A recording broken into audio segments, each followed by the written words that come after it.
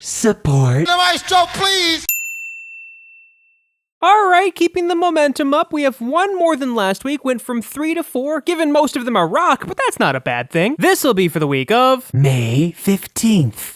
2021. On this day in music back in 1960, The Silver Beats, which was John Lennon, George Harrison, Paul McCartney, Stu Sutcliffe, and Tommy Moore performed at Latham Hall in Seaforth, a district of Liverpool in the UK. It would be the only time they ever performed as The Silver Beats, as they quickly switched back to The Silver Beatles right after.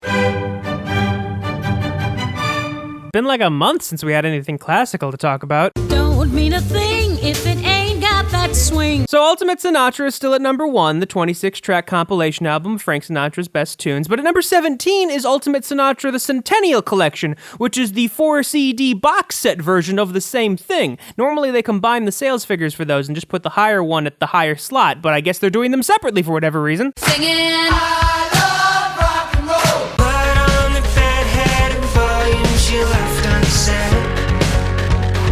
Let him talk and let Manchester Orchestra fans are probably going to have two opinions on this album as a whole. If they liked A Black Mile to the Surface, released back in 2017, then they're probably also going to like this one. However, those who are more critical might think it sounds a bit too much like Black Mile. Come on, honey, let me sing 'em away.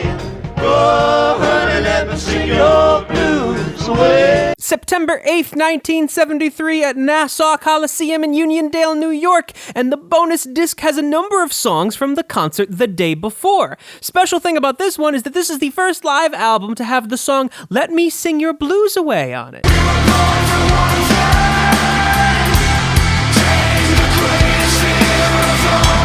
Gojira's 7th studio album, and their highest charting one, and their best-selling one. In fact, the week it came out, it was the best-selling album in the United States, based off of pure album sales. It's bigger than hip hop, hip hop. Cops pulling up like I'm giving drugs. Nah.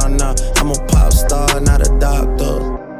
I'm a pop star. Studio album number 12 from DJ Khaled, and yes, Khaled is his legal name, given you would know that if you watched the pop analysis I did on I'm the One back in 2017.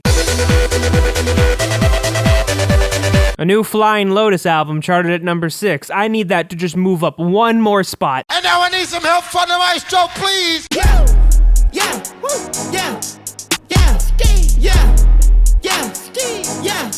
So you'll notice that dog on the front cover. That is actually Young Thug's dog. And yes, they did actually dye its fur green. I got my peaches out in Georgia. Oh yeah, shit. I get my weed from California. That's that shit. I took my chick up to the north. Some people have noticed some similarities between the album artwork on this, namely the word justice and how the T goes above all the other letters and resembles a cross, to the logo of a French band, also named Justice. Apparently, the similarities were so strong that a cease and desist letter has been sent. I think I'm gonna stay right here tonight, cause I could be dangerous.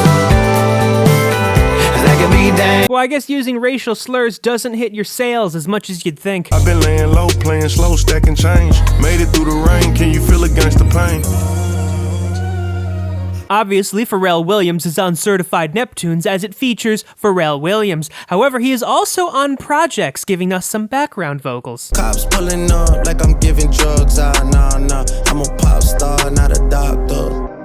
I'm a pop. Just like on his last one, his son Assad is credited with being an executive producer, as well as his second son now, Alam, in addition to Allah, which I guess is the first time God is being listed as an executive producer on a number 1 album, at least in the form of Allah. A lot of rock this week, but we had no rock last week, so hopefully that makes it up to the rockers who watch this show. And now I need some help from the maestro, please. Maestro.